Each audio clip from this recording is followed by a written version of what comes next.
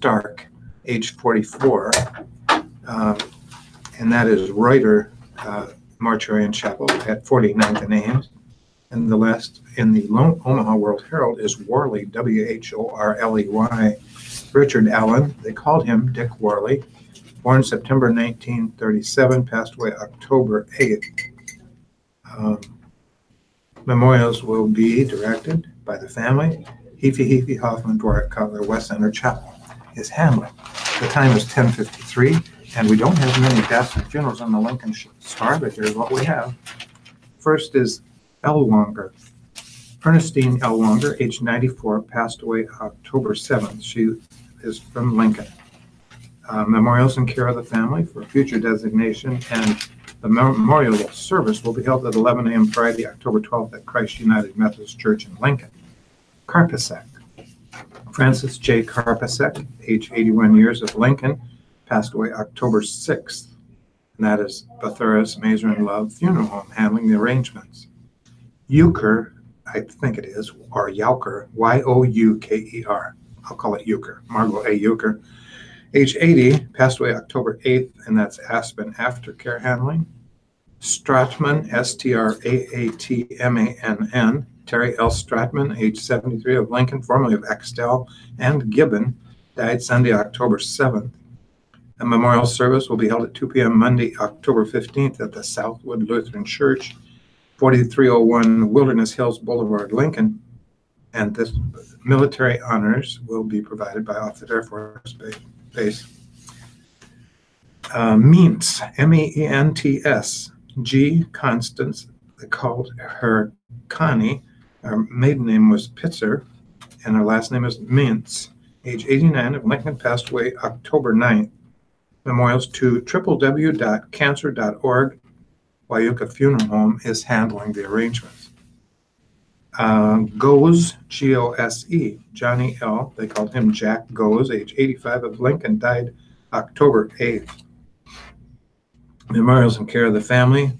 Marcy Svoboda Funeral Home is handling the arrangements. Denny, Judith F. Denny, age 72, of Kingsville, Missouri, entered into rest on October 6th. Memorials in care of the family. Roper & Sons South Lincoln Chapel is handling the arrangements. Rexinger, Jenny Rexinger of Bennett, died October 8th, born in Nebraska City on March of 1940. Memorials in care of the family, and Lincoln Memorial Funeral Home is handling the arrangements. Let's see here, excuse me. I think I did this, but Jenny, yes, I did it. Gustafson, Pauline L. Gustafson of David City, passed away October 10th. No further details at this time.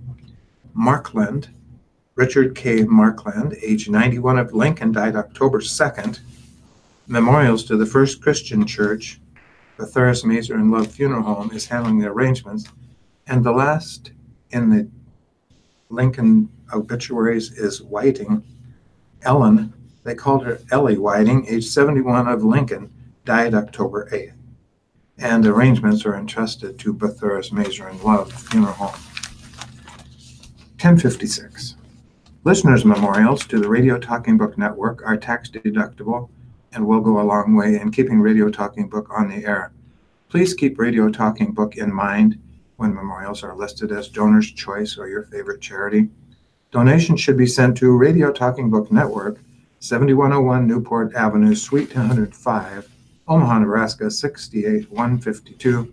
Thank you for being a Radio Talking Book Network listener and supporter. Lindsay and I are going to take a little break. We'll be back very shortly. We hope you will be too. In the meantime, here's Michael. You're listening. I wasn't sure if we had enough time. I mean, that's the thing is, I had an article I could have read, but I wasn't sure if that would then over. Yeah. So that's why I ended up starting as soon as I did. But I did have this one. Is that in Connecticut, I guess. They have it there. I mean, they come visiting and they go into the trash cans, but apparently they're now, they're trying like to come into the house. Yeah, like a raccoon. Yeah, I was at the Humane Society yesterday, so I'm dumping trash, and so I go out to the loading dock, and there's these two big poops there on the side. So I thought, how does a dog do that? I mean, firstly, you take the dogs out and they're on a leash. Okay, so how does that happen? So someone would happen to be there, and I said, so why are the dog poops there? He said, those are raccoon poops. I said, really? I said, yeah. How would you know? Well, I don't know, because they looked the size of dog poops, like medium-sized dog. Anyway, apparently they're dog poops. So they come to the dumpster and they climb the dumpster. And then when they come out, they have to eliminate. So they just poop on the... Honestly, God, yeah. But the thing, no one picks it up. Sits there. Let's see, A7 is opinion. Lasagna dinner fundraiser. It is Friday, October 12th.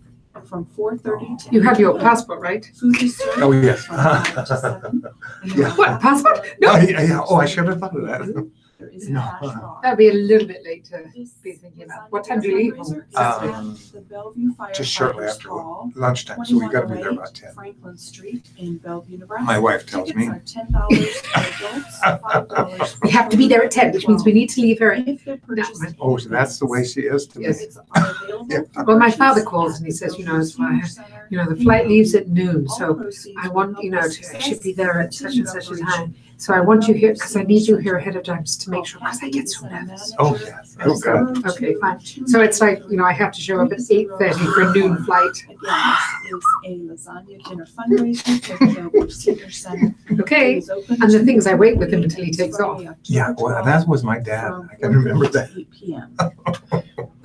Well, he's 97, so it's hard to. Yeah. Oh, my dad only made it to 92. Well, my mom made it to 90, Providing government-sponsored managed And, services through that's- Medicaid and Medicare prescription which is, drugs that's for families, pretty deep. children, and Personally, she seniors should in have, Nebraska. she would have liked to have gone at 86, because Oh. 86 she was still relatively happy. She wasn't happy the last 4 years. It was, Yeah, that's a heck of a note. My dad always said, I don't want to linger like my mother.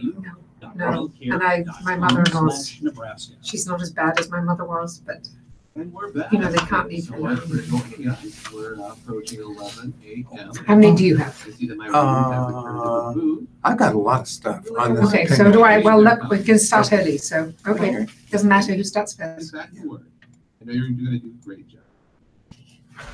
Oh, here we go again. Thank you, Michael. Here are the letters to the editor from the opinion page of the Journal Star, and the first headline is Initiative 427 is good for Nebraska, a good deal for Nebraska.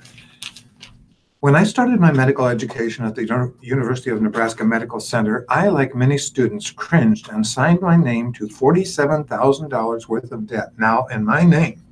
The surprise came when I understood $2,000 of that bill was for health insurance. Seeing the actual price tag of insurance shocked me. Like many, I had the advantage of being shielded from the realities of healthcare costs. My parents' insurance had covered me until the age of 26, while I was insured with coverage by my employer. This had me thinking, if I as a student had a hard time justifying this purchase, what would encourage a Nebraskan who struggles below the poverty line to purchase insurance? Of the 90,000 Nebraskans that don't qualify for Medicaid due to its restrictive criteria, why should they spend their money on health insurance instead of food for their family? We as a state have the opportunity to provide access for those Nebraskans and make money by voting for Initiative 427. Medicaid expansion would provide $600 million in federal funding each year to the state of Nebraska, create 11,000 jobs, and generate $1.1 trillion in economic activity. A healthier and wealthier Nebraska, that to me is the definition of the good life, and that was contributed by Tom Schroeder, Schroeder of Lincoln. The other is fund schools to cut property taxes. Nebraska's extremely high land prices and resulting real property valuations, lost state equalization payments and resulting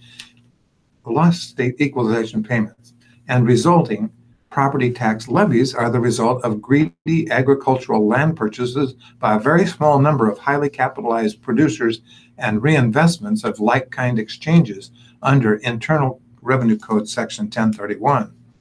Nebraska lawmakers have magnified the malady by underfunding our public schools and institutions of higher learning, opting instead to use state income tax revenues to pay for corporate tax incentives and other tax cuts for the state's wealthiest. Then they unscrupulously scapegoat Nebraska's public schools and institutions of higher learning for creating Nebraska's current property tax malady. Highly capitalized ag producers own huge parcels of land. If Nebraska uses the e-commerce sales tax collections in its entirety for property tax relief as proposed by Governor Pete Ricketts and Senator Steve Erdman, these producers will realize the largest share of sales tax revenue redistribution.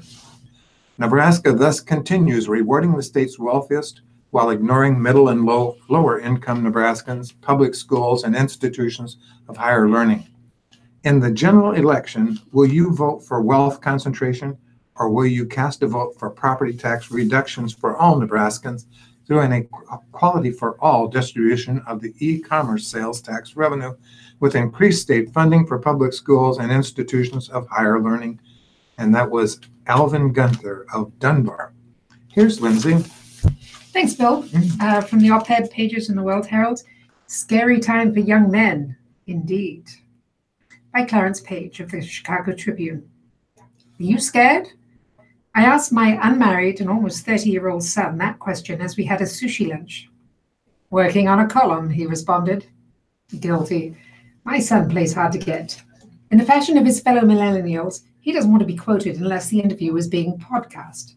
I assured him that I was only seeking a grassroots response to President Donald Trump's latest effort to make Americans feel afraid of one another.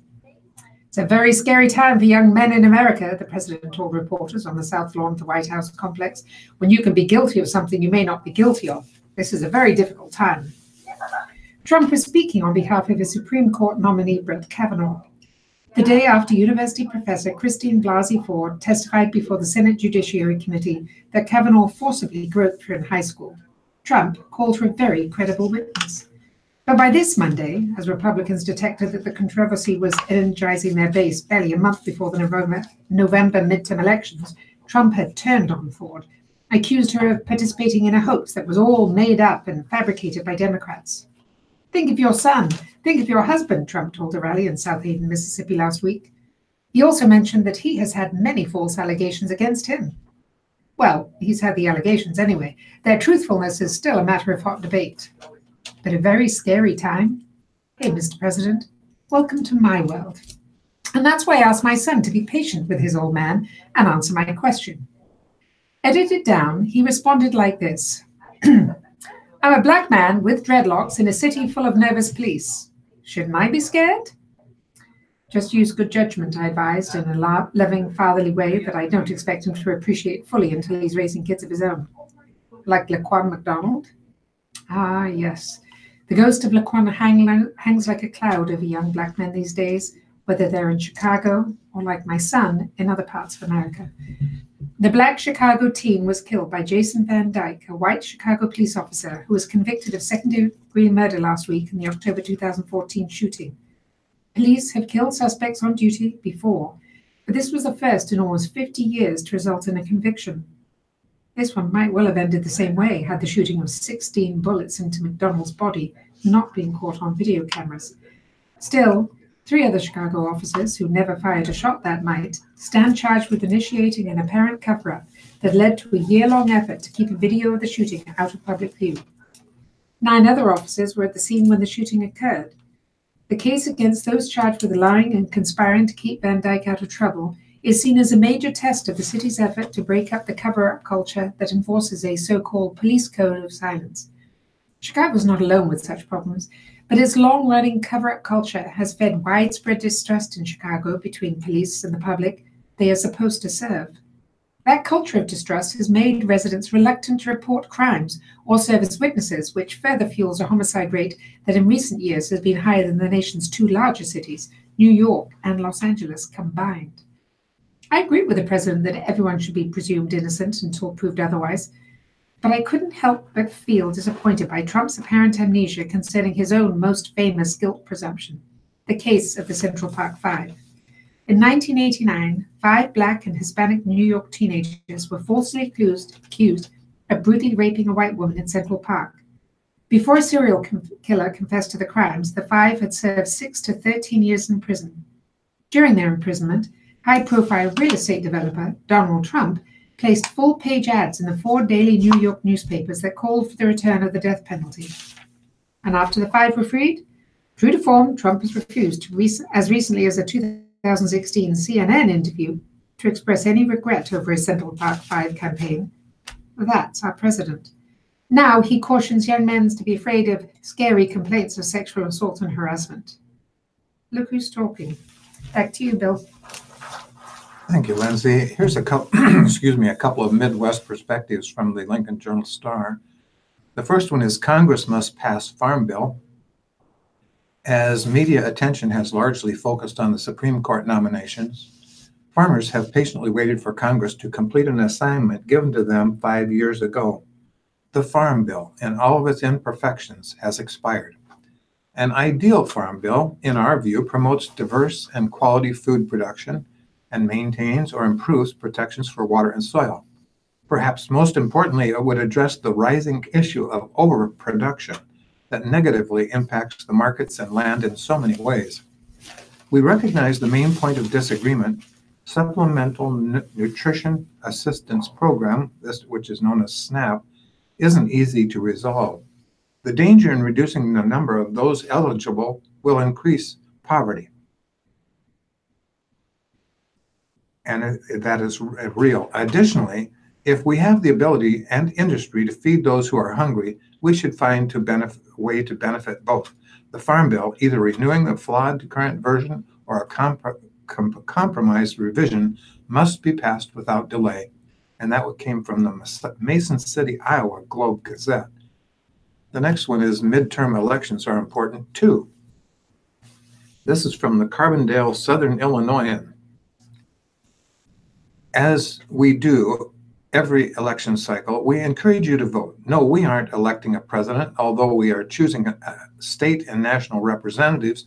It can be easy to get caught up in the importance of the office of the presidency and forget that the names on our ballots are people who have great power locally in our state and in our country. Too many Americans stay home during the midterms. While it seems the fate of the free world will not be riding on the outcome of these elections, they are important. Some of the people we elect this year will be deciding foreign policy. They have the power to change how our healthcare system works, and they will be making decisions that affect you, that affect all of us. We know our readers care about these issues. It is time to translate care into action. There is no excuse. And like I said, that's from the Carbondale Southern Illinoisan. And here's Lindsay. Thanks, Bill. And then more from the op-ed pages in the World Herald. EU is divided on migrant policy. By any measure, the European Union's handling of a vast influx of migrants from Africa and the Middle East has been a debacle. The fragmented response, in which member states have pursued divergent policies and refused to support one another, has undermined human rights, endangered lives, and helped fuel a nationalist backlash. That said, for all their differences, some countries' policies offer insights into how a better approach might look. The fate of people seeking to escape war and privation depends far too much on where they wash ashore. The EU has no common asylum policy, leaving it largely to the country of first entry. This places a disproportionate burden on Mediterranean nations such as Italy, where high search and rescue costs have endangered popular discontent. Many member states, particularly in Eastern Europe, have balked at accepting their fair share, and the EU offers little aid in integrating migrants into the labour forces of those countries that welcome them most. Only 2.6% of the EU budget goes to managing migration and security. The result is a chaos of uncoordinated policies, perverse incentives, and cross-border enmity, the very antithesis of what the European project was supposed to achieve. Yet leaving countries to their own devices also has one advantage.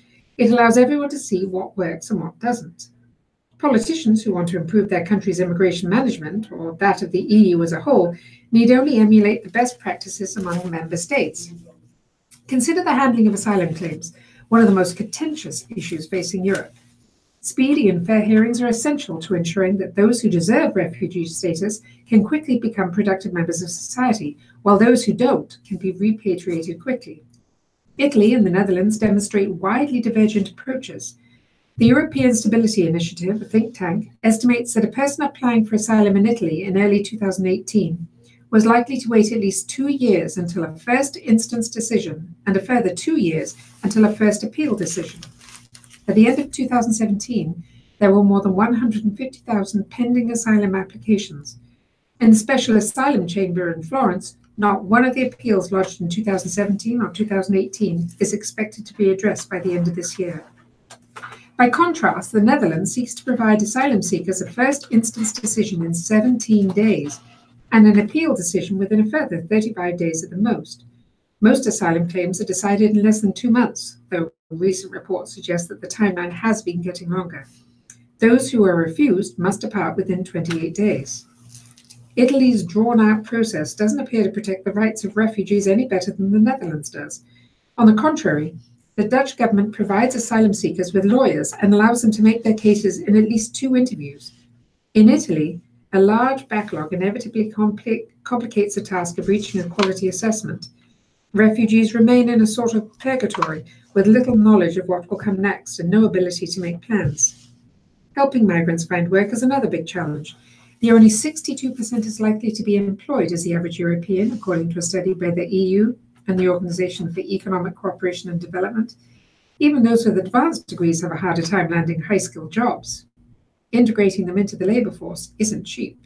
It requires language and other training, but as a recent paper by the European Commission has shown, such investments can boost growth and crucially pay for themselves in the long run. Incentives matter too, as the experience of Denmark and Germany in the 1990s and 2000s demonstrates. In Denmark, the unemployment insurance system provided generous wage replacement payments that lasted for an extended period, leaving recipients with little motivation to join the labour force. Germany, by contrast, calculated benefits based on an individual's occupational history. Migrants were eligible for only a brief period, giving them ample impetus to get a job. The German approach has proven more fiscally advantageous, according to a study by Holger Hint and Klaus Zimmermann of the IZA Research Center. They estimate that migrants, by working and paying taxes, contributed on net an average of 35,500 euros to the government budget over their lifespan. This was much better than the average native-born German, who extracted a net 14,000 euros. In Denmark, the opposite was true. Migrants received net transfer payments amounting to 93,300 euros, while native Danes contributed net tax payments of 16,600 euros. Ultimately, the EU needs a coordinated strategy for handling migrants. In the meantime, there's a lot that member states can learn from their neighbors. Back to you, Bill. 11:15 is the time. Thank you, Lindsay. And here is Esther Cepeda's column, and she says, NAFTA destroyed how we eat. A few weeks ago, my aunt came to visit from Mexico for the first time in nearly 20 years. During her month-long stay, my family and I were treated to handmade sopas, a deep dish tortilla topped with beans, meat, cheese, and a meticulously minced raw salsa and pozole, a chicken, corn, and hominy soup so time-consuming to prepare that my mom usually only makes it at New Year's. These kinds of from-scratch, labor-intensive meals are what Alicia Galvez, a professor in the Department of Latin America and Latino Studies at Lehman College, City University of New York, calls milpa-based cuisine, a term derived from the Spanish words for maize field. In her new book, Eating NAFTA, Trade, Food Policies, and the Destruction of Mexico, Galvez describes this style of cooking as found across a wide variety of regions in Mexico. They share a core set of ingredients like ground corn and kinds of fresh vegetables and plants, squash, beans, tomatoes, chilies that can be grown in a small field close to home to create meals that are made fresh immediately prior to their consumption. This way of eating is nearly the opposite of what is generally considered Mexican food in the U.S., especially if you stop to consider the brain-numbing reality that a Harris poll recently found Taco Bell is America's favorite Mexican restaurant, and it is in danger of becoming extinct. That's because NAFTA and other trade policies have incentivized people all over the world to migrate for work or take jobs in factories for low wages, breaking up their way of life. This has made an attractive alternative of the super cheap, ultra-processed foodstuffs that industrialized food manufacturers are increasingly finding it harder to sell to nutrition-conscious Americans. Along with their counterparts in other countries, rural and low-income Mexicans have provided a market for producers of industrial foods to offset declining sales in the United States, Galvez writes.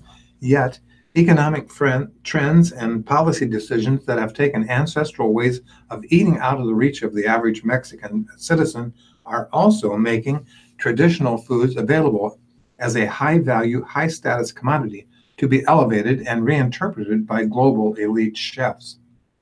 In a recent interview, Galvez told me that she became interested in connecting the dots between trade, food policy, migration, and health in both the U.S. and Mexico when she started seeing her loved ones in Mexico becoming ill with the same kind of weight-related diseases, obesity, diabetes, and heart disease that afflicts so many Americans, even though those relatives never migrated.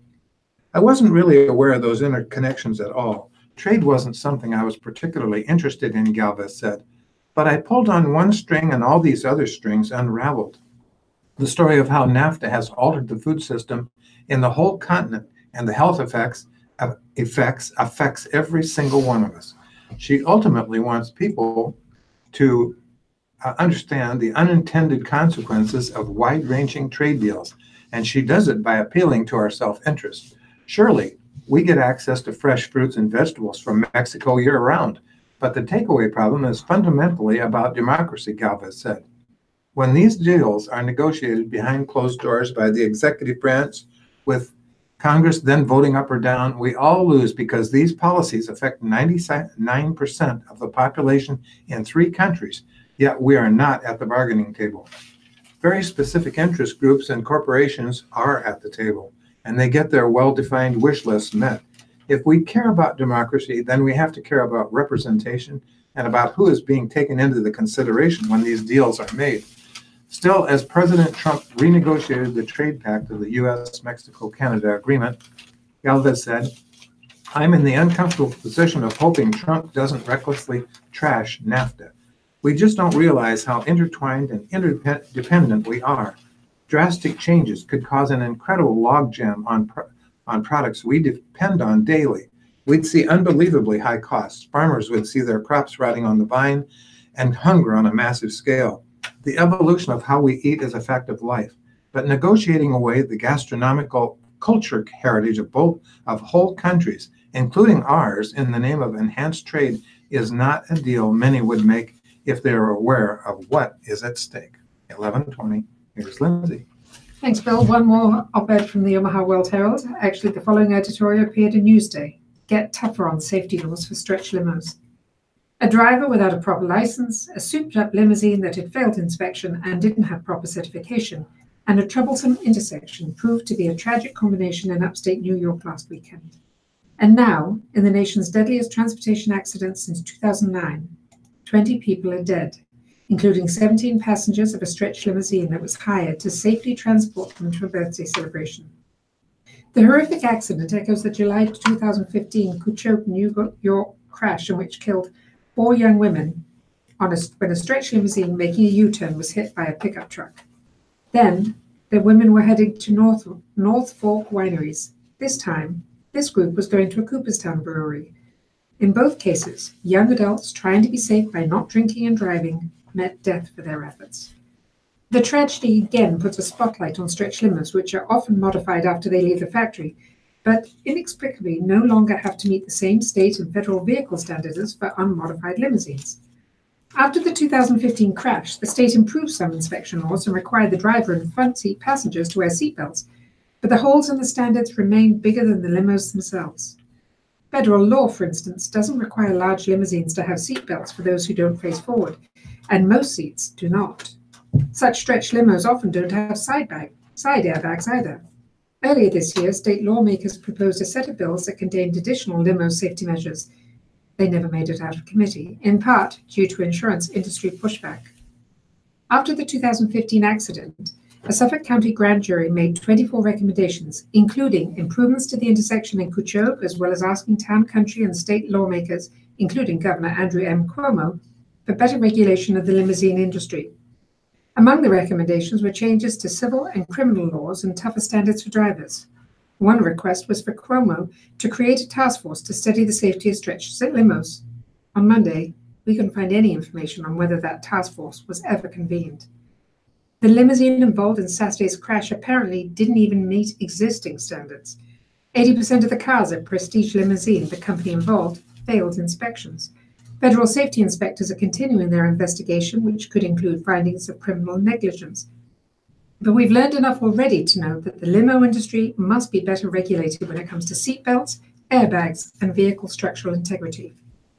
Among the victims of this weekend's tragedy are several who weren't in the limo, 5 children as young as 16 months who will have to live without one or both of their parents, and parents who will have to live without their children. That includes a staggering loss of 4 daughters and 3 sons-in-law in one family. What more will it take before something changes? Back to you, Bill. Thank you, Lindsay. Moving on to today's Living and Entertainment, here is Ask Amy. Her headline says, Husband's Fiction Bothering His Wife, Dear Amy. I'm a 50-year-old woman. My husband and I have 2 sons. I recently found out that my husband has been exchanging texts with another married woman who he met in a writing workshop. My husband told me that the woman confided in him about her marriage problems and their terrible sex life. She also told my husband that she's having an affair with another man. Her statement seemed fishy to me. Why would a woman confide in a married man about her marriage problems, her affair, and her sex life? My husband told me that he was not interested in her, but he kept encouraging her to share her personal problems. I was hurt by this, but he kept insisting that nothing was going on between them.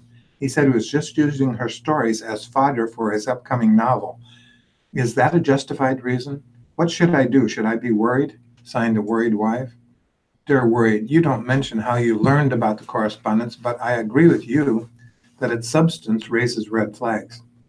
It is inappropriate for people who are in a committed relationship to complain to a new acquaintance about their marriage and sex life. At the very least, this level of instant intimacy indicates that she is indiscreet and doesn't respect boundaries. At the most, it signals that she's available and interested, and yes, disclosing that she is already having an affair signals that she is able and available. Your husband also has a problem with boundaries. He should not develop an intimate friendship with another woman. This intimacy interferes with his relationship with you.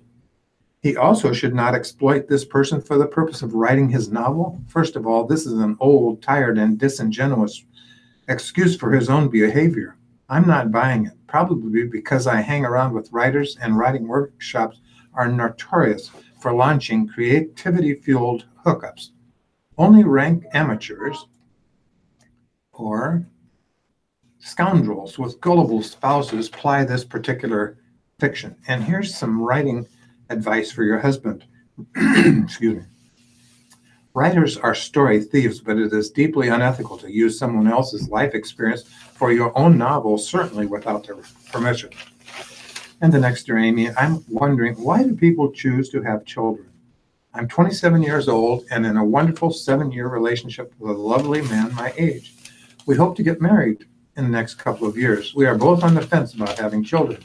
It is not a matter of means, nor do I think we would be poor parents. Every time we ask parents for their opinions, we are told how difficult, expensive, and tiring it is. Meanwhile, we are being badgered by both sets of our parents for grandbabies, and many of our friends are having children. In a society where we have more choice than ever about whether or not to procreate, why do people choose to do so? What do you recommend? Signed, Kay. Dear Kay, sometimes couples on the fence about having children become parents when nature takes over. Unplanned pregnancies definitely result in family building. But overall, the choice to have children doesn't seem like one choice, but many choices made over time and fueled by different motivations. Some people seem headed toward parenthood from the time they are young children. For others, forming a loving attachment with a partner seems to kickstart their desire to have a child with that person. Other people don't want to have children until the day they wake up, and suddenly they do. The worst reasons to have children are to get your parents off your back or because your friends are doing it. When I was contemplating this in my own life, a wise person told me, be absolutely certain that this is what you want, because what no one ever tells you is that parenthood doesn't always work out for the parents. The person telling me this, Riley, was my own mother. But I appreciate the heads up because, yes, parenthood is difficult, tiring, and expensive. But it also has been the hardest job I ever loved. Here's Lindsay. Thanks, Bill. From the Live Well section in the World Herald. Inspired by daughter, Omaha couple starts a workout class for special needs youths. Katie Albin has dabbled in fitness before. The 17-year-old who has Down syndrome loves working out, and her parents wanted her to find a routine that would challenge her. So they teamed up with an Omaha gym to offer weekly classes for kids and teens like Katie. We don't want any restrictions, said Russell Albin, Katie's father. If you have any issues whatsoever, you're more than welcome to attend.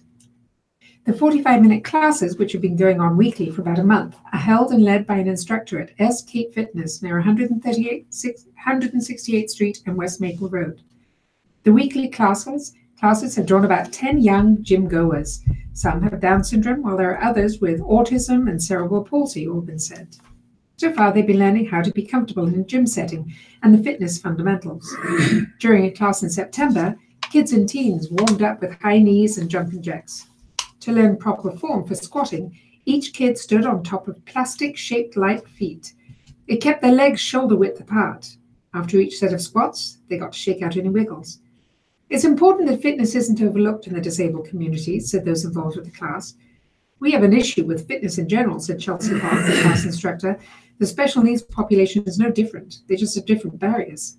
Once they had that down, Hoff turned squats into a game. Kids paired up and stood across from each other.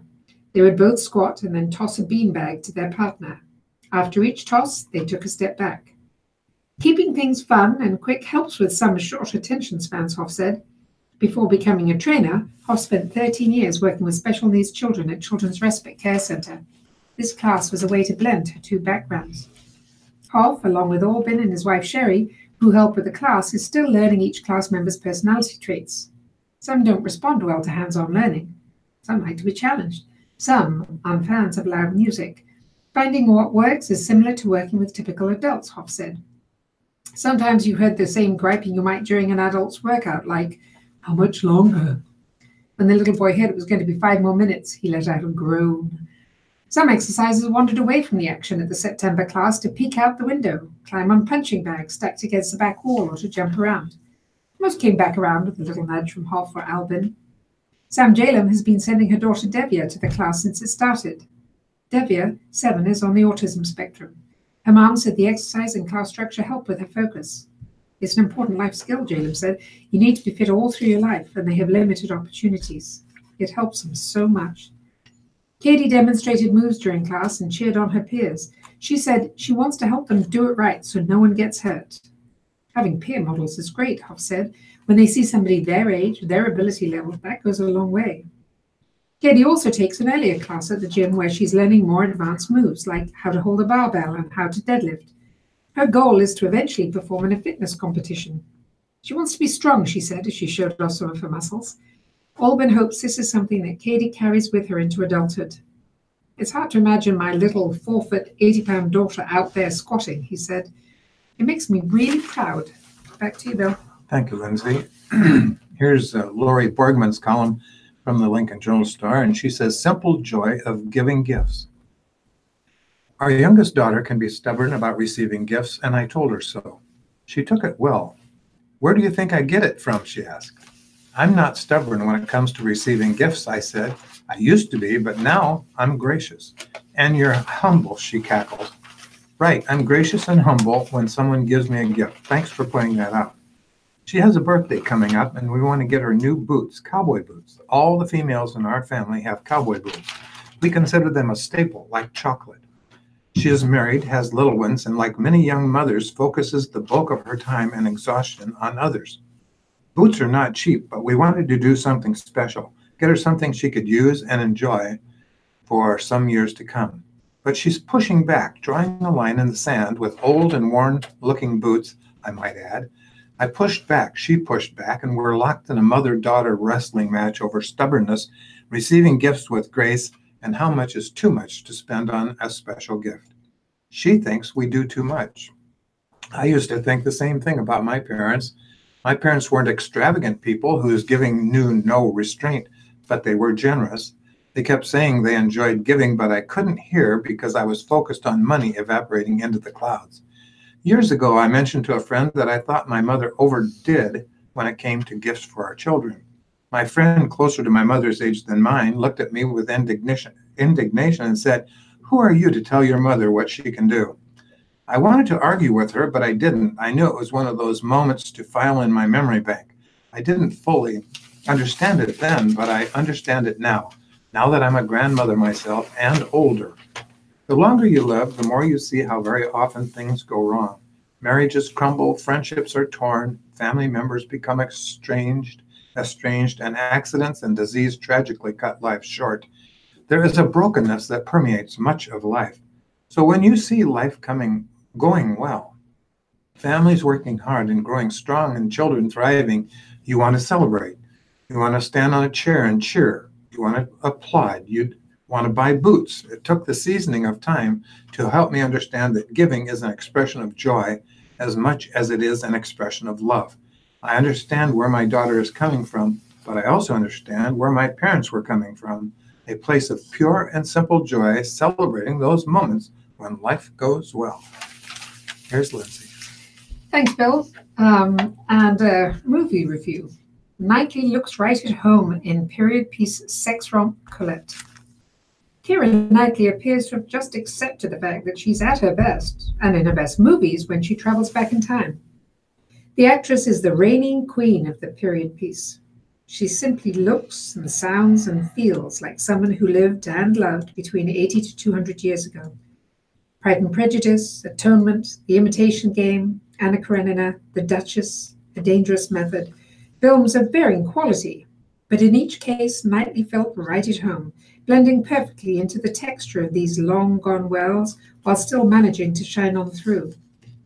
Knightley stars in contemporary set movies from time to time, and she's typically quite good in them.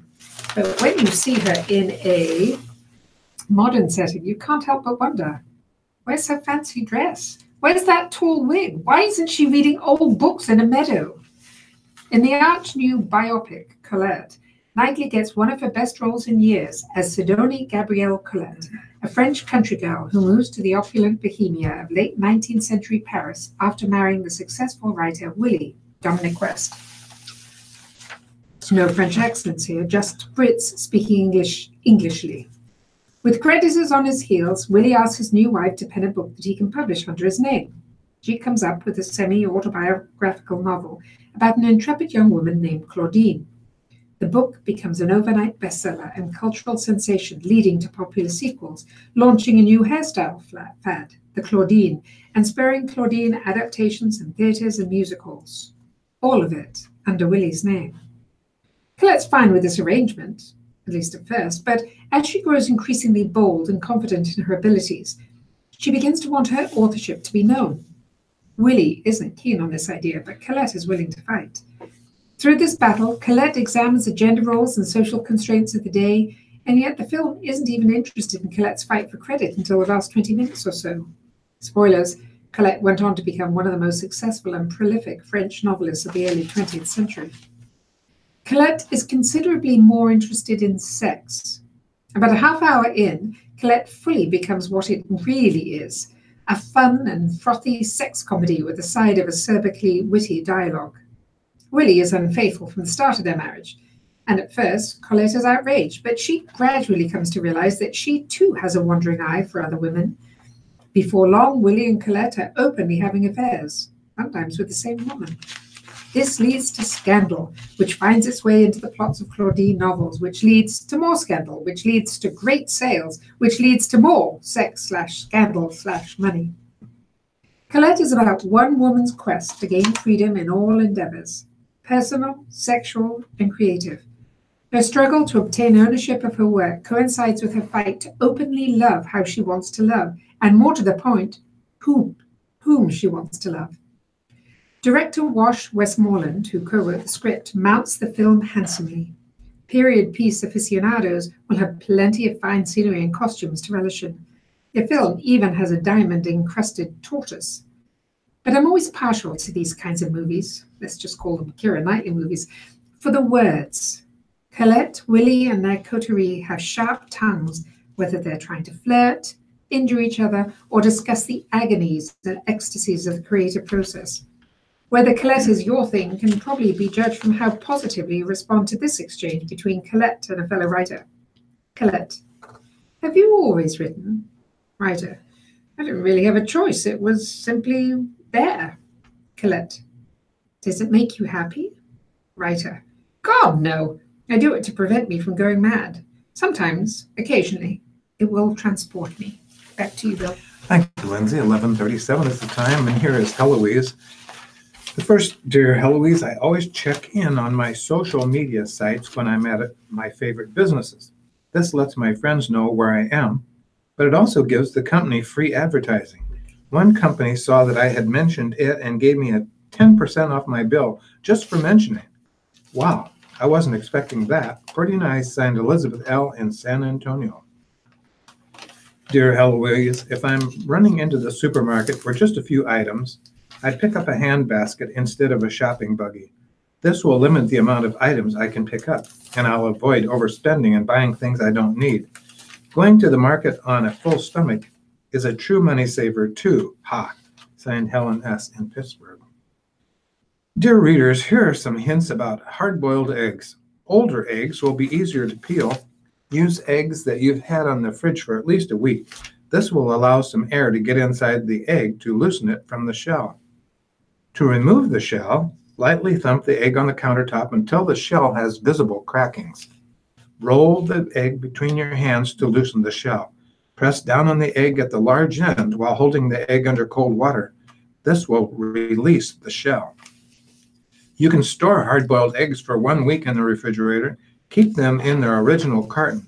This is so the eggs won't absorb odors from other foods, and the eggs are less liable to get jostled around and possibly cracked. Signed, Heloise. And then the PS, according to the American Egg Board, www.aeb.org, keep that carton on the shelf of the refrigerator and not in the door. The temperature is more consistent on the shelf. Dear Heloise, I keep fresh lemon juice in a clean glass salt shaker. I can shake as much as I need and it makes cooking just a little bit easier. Signed, Frankie in Carnes City, Texas. Dear Heloise, I read that on average, Americans eat over 3,000 milligrams daily of sodium, salt. What I need to know is whether or not that's a safe level to consume every day. Do we eat more salt now than ever before? Signed, Tiffany W. in Bridgeport, Connecticut. Tiffany, it's fairly safe. It's a fairly safe amount to take in daily, but the federal government still recommends that people eat a maximum of between 1,500 and 2,400 milligrams per day. It is a myth that we eat more salt now than ever before. Refrigeration means we no longer need to salt meats to preserve the food. According to military records from the 1800s to World War II, the average soldier was consuming between 6,000 and 6,800 milligrams of salt every day. Signed, Heloise. Sounds like a lot of salt. It does, Lindsay. At 11:40, moving on to money, U.S. markets drop sharply as rising rates spook investors. From the Washington Post. The Dow dropped more than 800 points in one of the worst sell-offs since February as investors worried that sharply rising rates would constrain the nation's historic economic expansion.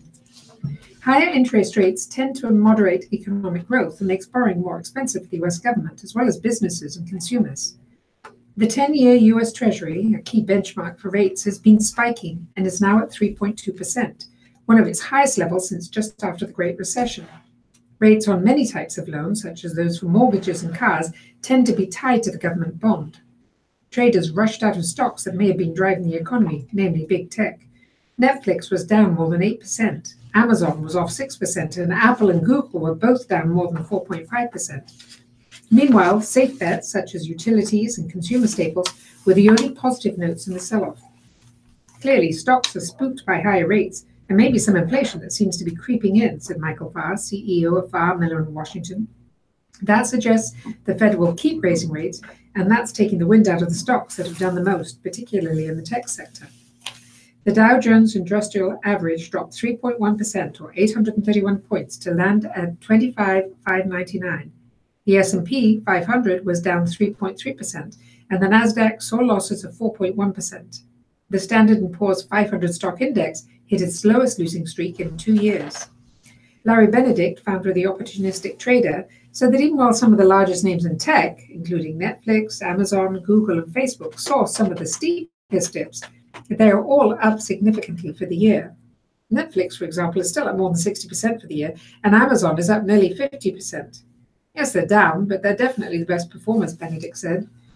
The yield on the 10-year US Treasury note is a closely watched number as a signal of where the US economy is heading. The yield, what it pays its owner for buying it, climbed above 3% in April. Many observers expected that would trigger a sell-off in the stock market as investors flooded their cash into treasuries. Instead, equity markets have kept going up. Investors are leaning into safer stocks with steady dividends, utilities and consumer staples, and pulling out of the higher risk stocks as other guideposts of growth like the communication sector tumbled. Ivan Feinseth, Chief Investment Officer at Tigris Financial Partners, said although the sell-off caught him off guard, he thought many investors were unduly frightened by the prospect of rising rates. The Fed will stay on a measured pace, Feinseth said. The Fed increasing rates to me was a sign that the economy was able to stand on its own 2 feet. Back to you, Bill. Department of Justice approves $69 billion CVS-Aetna merger from New York.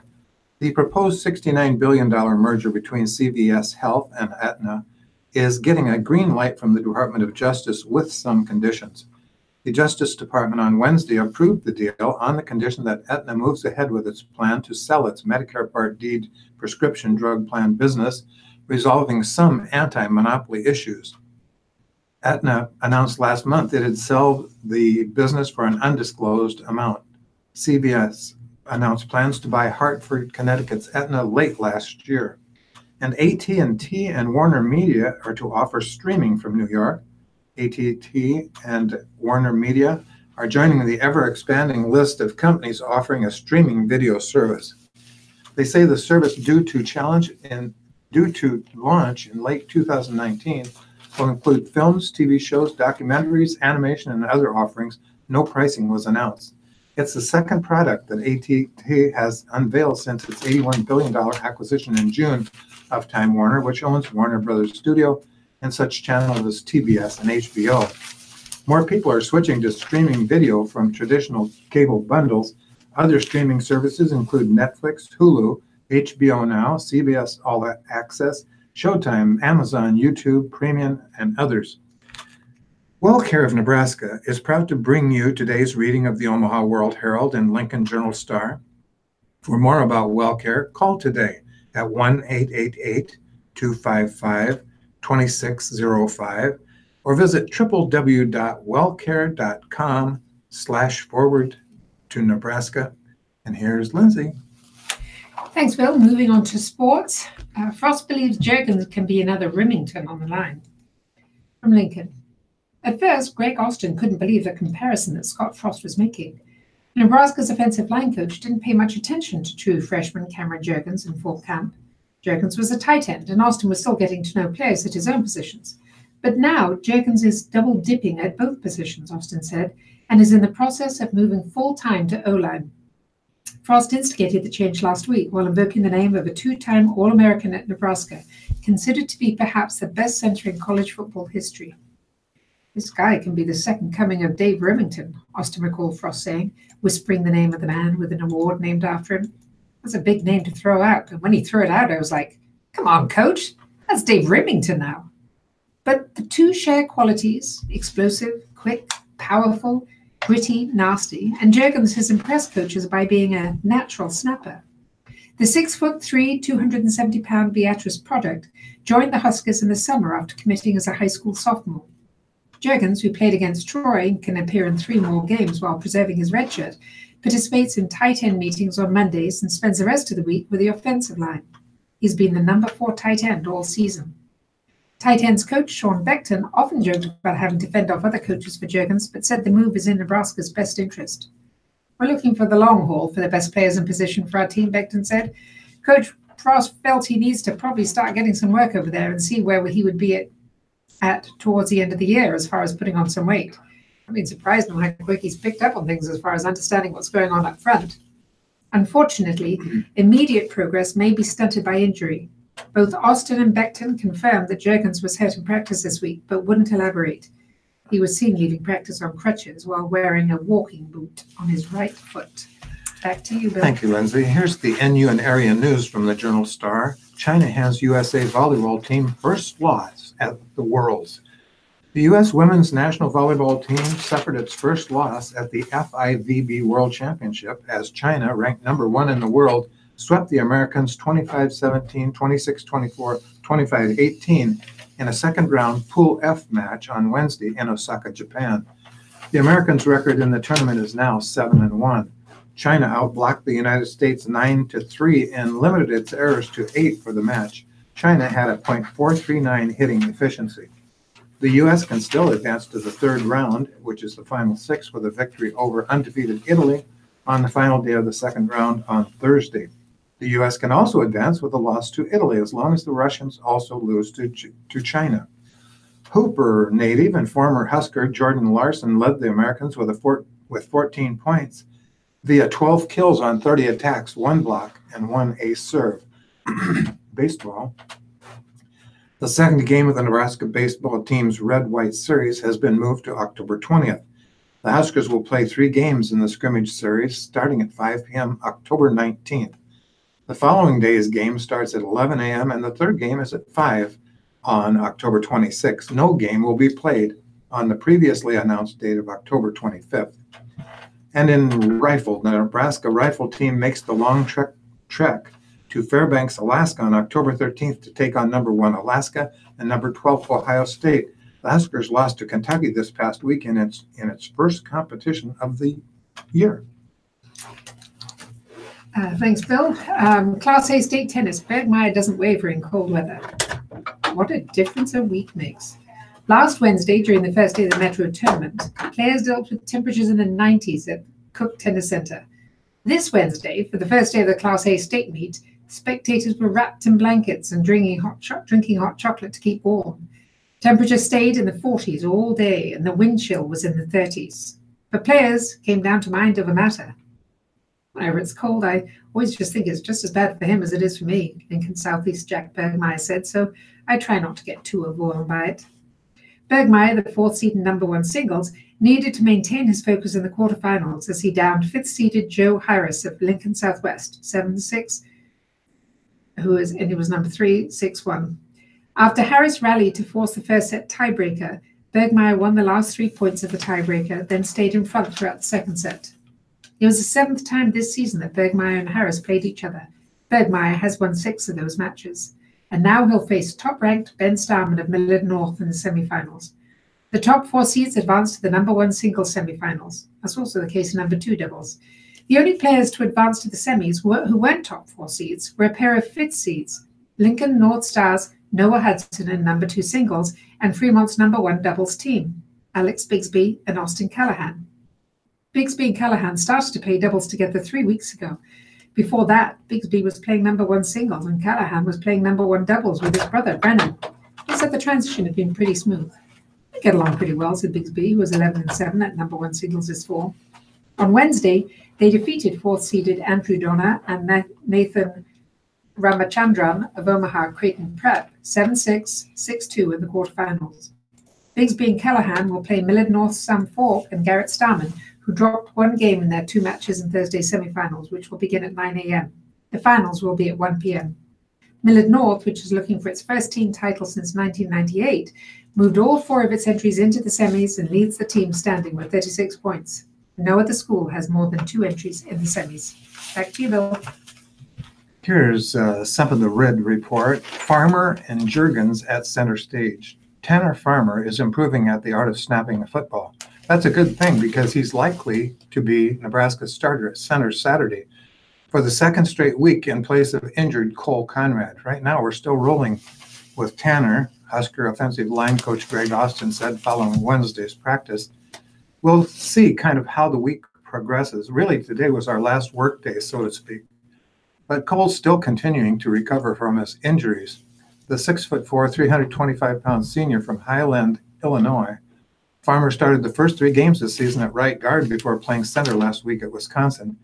He has made 22 career starts at guard, which basically means he needs more work as a snapper.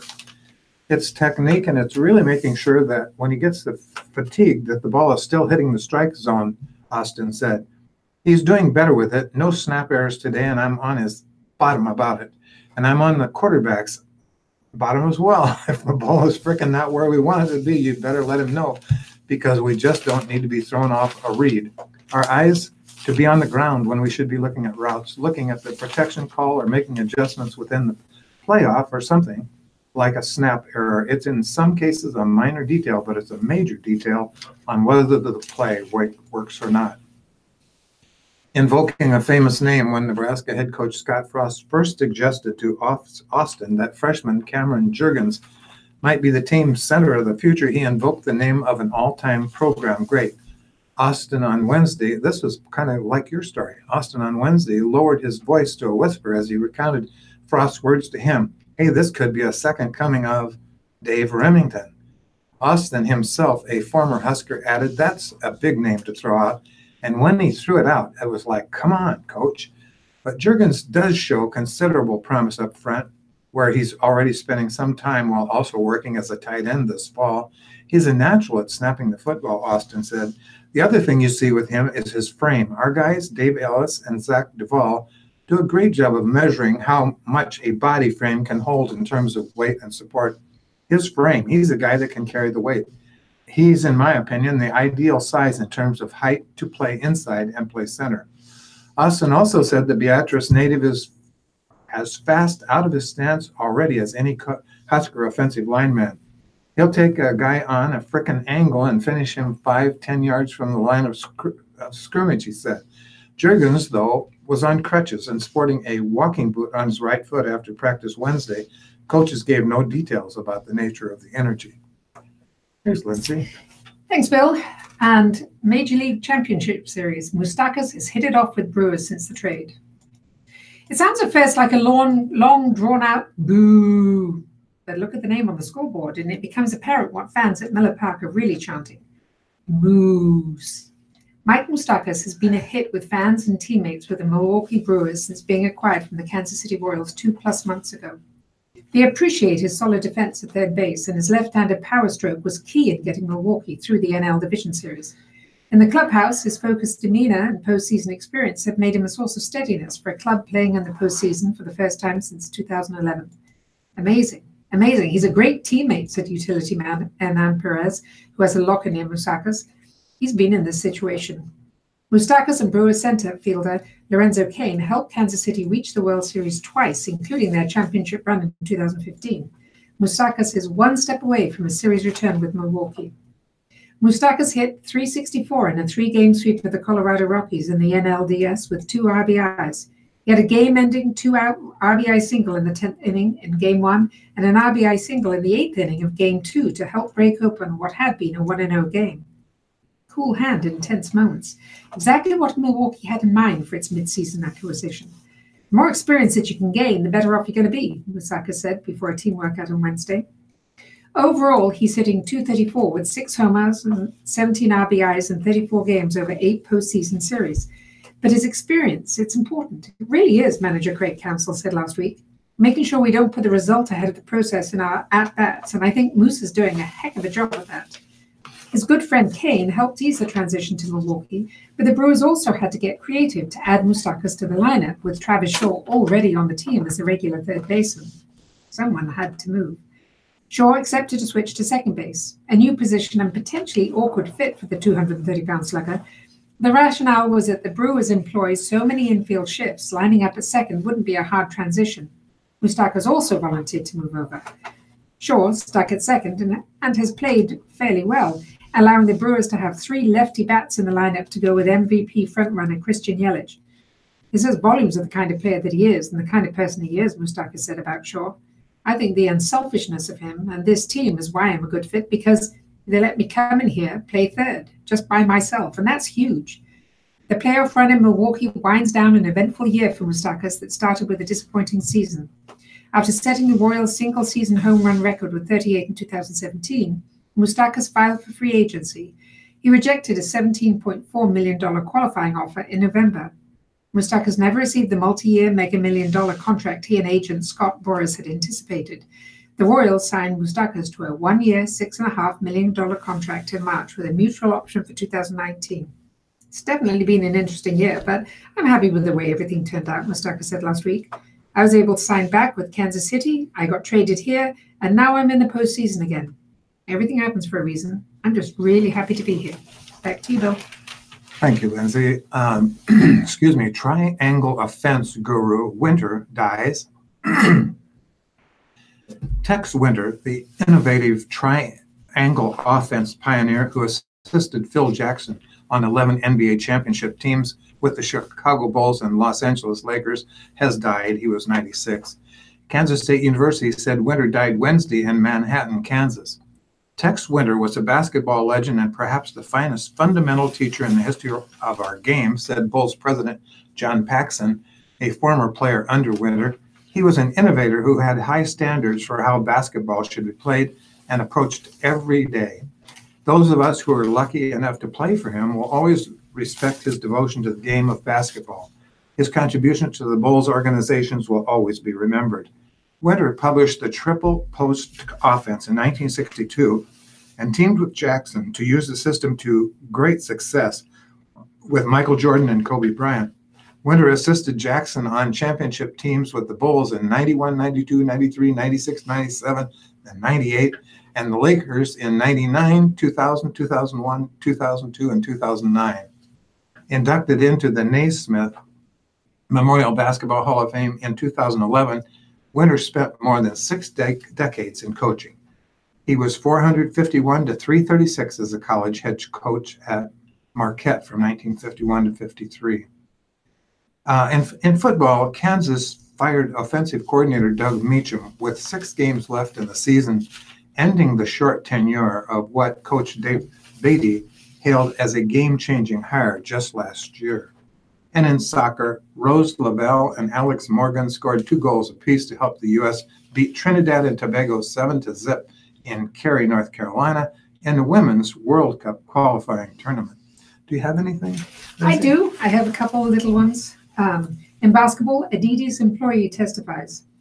A cadre of fixers in the world of college basketball conducted covert black ops to funnel tens of thousands of dollars in secret cash payments to the families of top prospects like DeAndre Ayton to lure them to major programs, a former Adidas consultant testified Wednesday at a corruption trial.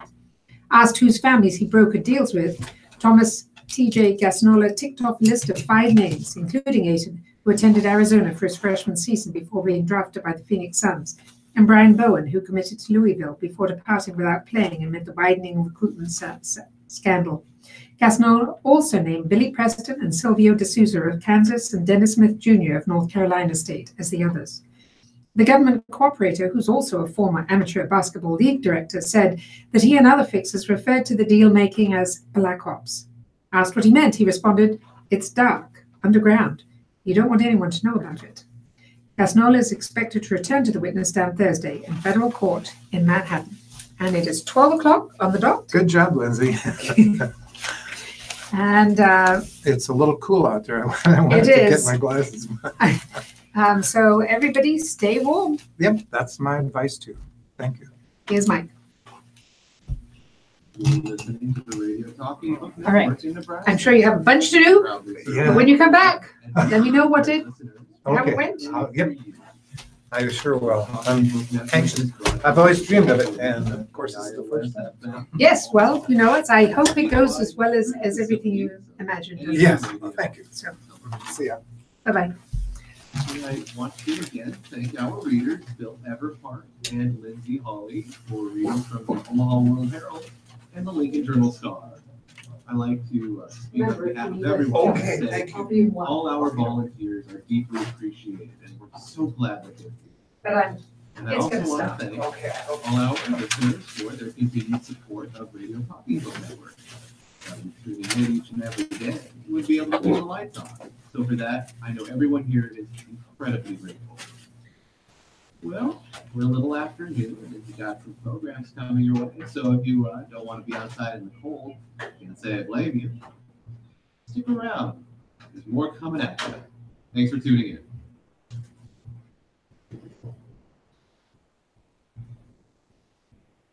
And now on Radio Talking Book, it's time for the Blindness and Disability Hour. Readings from various publications that concern blindness.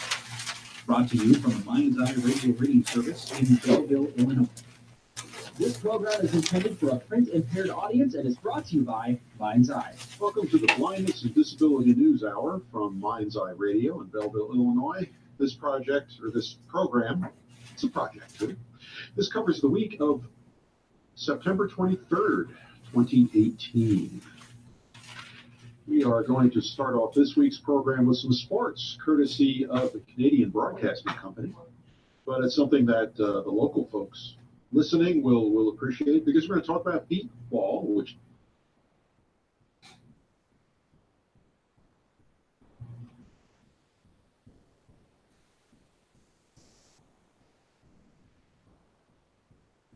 it was fun. I'm glad to work with you again. Yes, I know, it was fun. And, came out in the cold. Yeah, it's nice and warm in here. It is. I thought it was supposed to be the nice day. Like, It's supposed to get up there, we're supposed to see sun, but then yesterday they said we were supposed to see a little sun too. and I always believe them. And then, They dash my hopes. well, this is the thing about the weather. I mean, It does whatever it wants. It does what, exactly. It does whatever it wants. I think I don't know. Like, as much as I want to plan for future events, I think there's some fun in not knowing with the weather. Well, not if you're planning something like a wedding, Exactly. especially if it's outdoors. See, here's the thing, isn't it? You know, you don't want your wedding to be rained out, but I hear that rain on your wedding day is a good omen. Well, I don't know. I don't know I had anymore. My first wedding to the same man. We got married twice. Mhm. It was the first time we got married at my parents' house outdoors. It was May the 2nd, and it was beautiful. It was 82 degrees. I mean, you know, now we've had 82, but at the time it was, but it was great. And then the next time we got married in a Catholic church, because otherwise your kids can't go to it. Oh, yeah. Anyway, I see. so that's why we got married twice. So I've been married twice, just so it doesn't. Anyway, but it was lovely. Now, I was at a reception just not that long ago, and it was bloody hot. And, you know, it was outdoors, and it was, you know, when it finally cooled off, you said, okay, this is pleasant, except for the bugs. See, that's the thing, is if it's not the heat, it's It's just, the bug, it's something. it's everything, it's everything else. I know. Well, you know, this is Nebraska, Yeah. so what do you do? We just kind of roll the punches. Well, that's what you have to do. You have to sort of decide if, you know, what's the idea of a wedding is you're just enjoying each other's company and Yeah. whatever comes. Because there's only so much you can control. You can control who you're with, but Mother Nature's another matter. Yes. Well, at least now we can control who, you know, it's 150 years ago, God, women yeah. didn't have much choice. No kidding. Men didn't always either, but women, you know, sort of, yes. No, we need money, so you need to marry a rich man and you're going to go to that. Well, you know, I'm glad to live in a time, you know, where arranged marriage is no longer a thing. Well, at least And- here in yeah. Western society, so much. Yes. Well, my son, who's in his 30s, his friend, when he graduated from high school when she was in college, she had to go back to India to marry, you know, her intended. Even though they had lived in America for some time. Yeah. I mean, you know, as long as I've ever known that. But she had an arranged marriage back in India. And you think, really? Yeah. You think that would be more of a relic of a bygone era than really anything. Well, that's still- yes, in some cases it is. And it isn't. It's still there. It is. It's nice to be able to make these decisions. That's- Especially if it, you know, goes to your partner. Like All right. anyway, sorry, I was maybe distracted, but I totally understand, yeah. Of all the things you want to have control over, I think that would be near the top of the list. Yes. I mean, do you know the Jane Austen books? Do Mm-hmm. you know that? Okay. In Pride and Prejudice, you know, you always feel sorry for Charlotte, who marries. But you know, the A&E version, you know, it's Oh, the one from the such an 90s obnoxious- one? Yes, he was such Oh, you just greasy and slimy and it just, you remind me of the Uriah Heep character, Yeah. And you just saw that poor woman. Now, she figured out how to do it. She said, I encourage him as much as possible. Encourage him to go outside and work in his garden. And I have my space in here. But at some point she had to do something. Ew. You do, especially, like, they did kind of play it up like that, at least. Well, he may not be quite so, but people would have to marry nasty, just have partners that repulsive. Kind of, yeah, it's just. You just think, how unfair. It is unfair. And because otherwise she's just a burden to the family. Yeah, like, they're using someone's life as a means of advancing their family's standing in society. It's just, I don't know, it's almost a purely utilitarian view on your family, and I don't like it. Like, you're using your family like chess pieces, moving them in a certain way to achieve a certain goal. Mm-hmm. And I feel like that's not what families should be. They shouldn't be.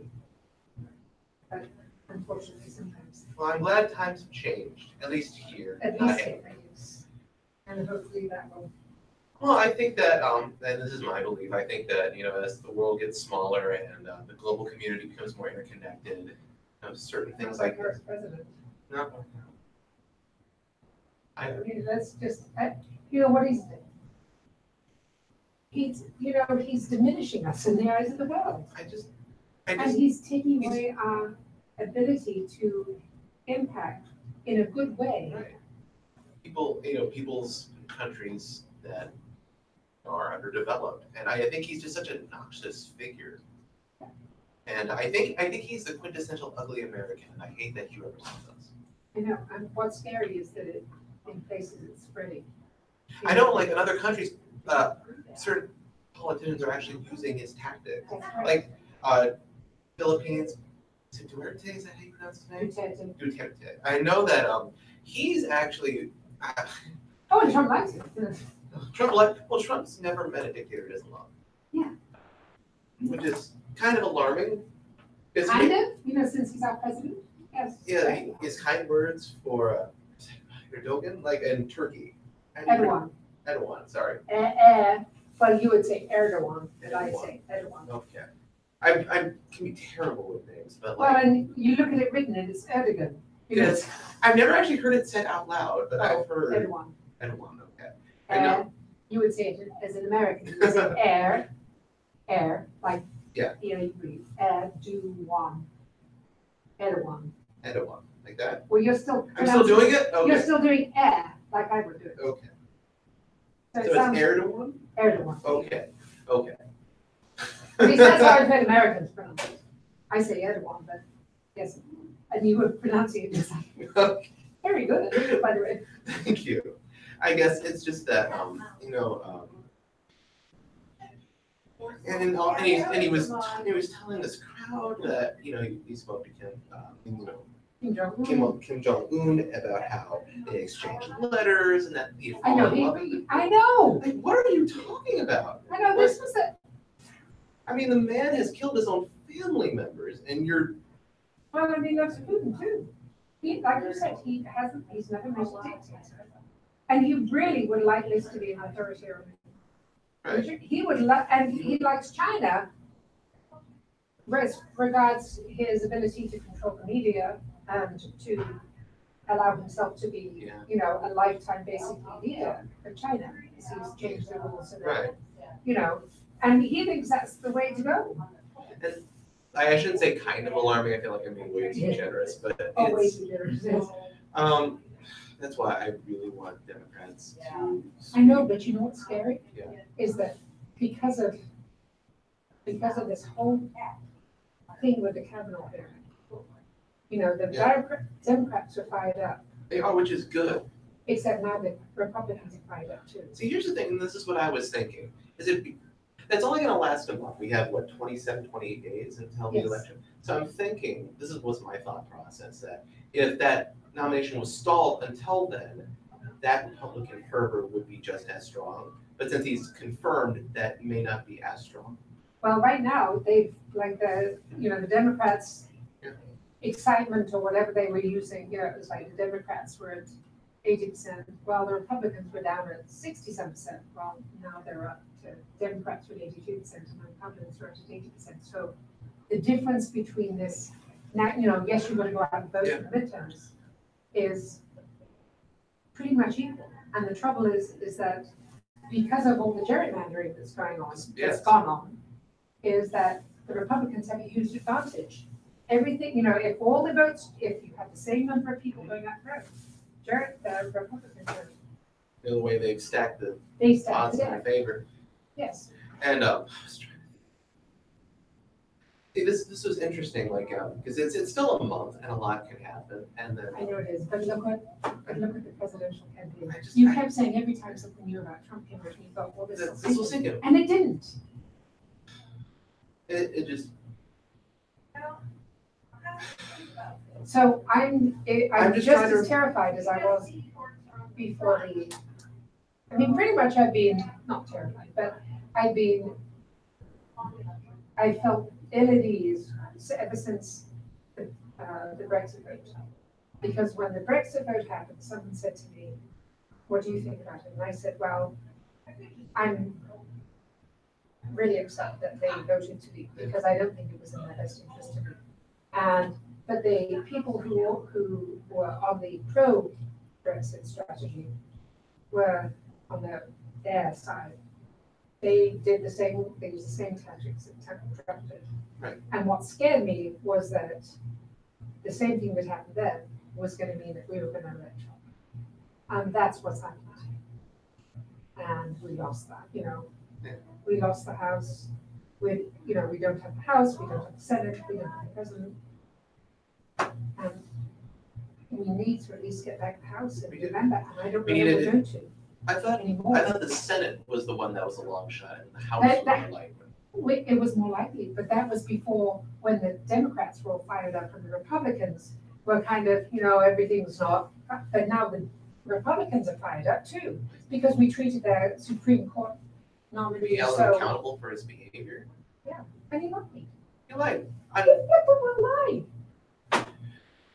I guess. And that doesn't seem to matter. Because Trump lies all the time, and that doesn't matter. I mean, he lies as easily as he draws breath. Yeah. And he turns around and, in some respects, you think, it's totally pathological because he lied about one thing and then turn around and say, oh, I never said that. You just did. I mean, would it be a shock if it was ever to come to light that there was something wrong with him? I mean, they still wouldn't believe it. The Republican base still wouldn't believe it. I guess, and maybe this is just the idealist in me, but I can't just assume the worst. I think that everything Trump represents is intrinsically detrimental, not only to our image, but just to the world and progress. And I just have to believe in my heart that there's enough human goodness out there to reject that kind of noxious behavior. This is what I have to believe. It just doesn't seem to be heading that way, which is depressing. Anyway, nice chatting with you. I'm going to read my last. Well, I won't keep you then. Okay, my last take for my book. Awesome. Well, good luck to you then. Well, thank you. If I don't see you again, you have a good weekend, and you're welcome. You too. Let me see.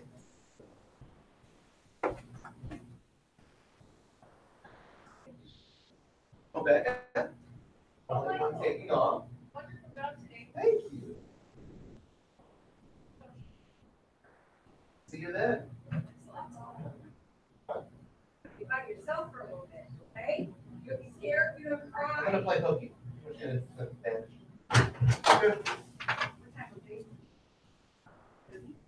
Maybe I can copy it first. Oh, turning out the light, it's just way out of hand.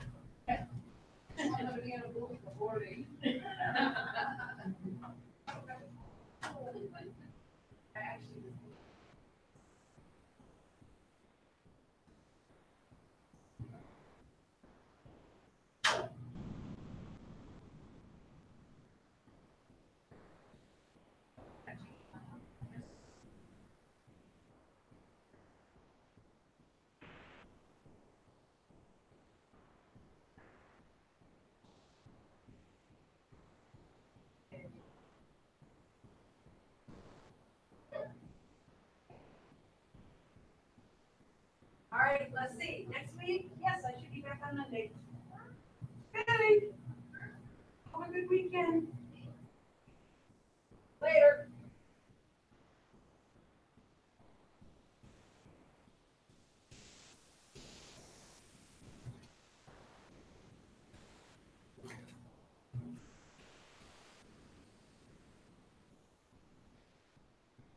Recording, you're doing a 4-yard thing.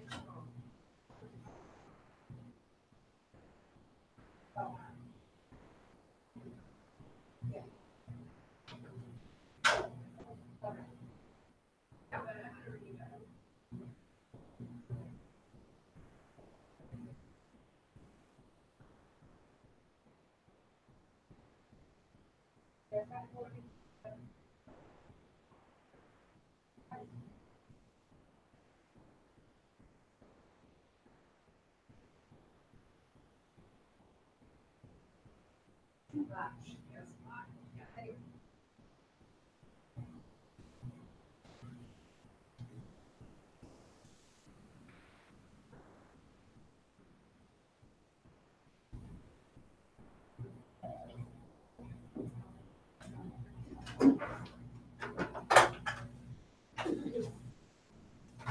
Hello.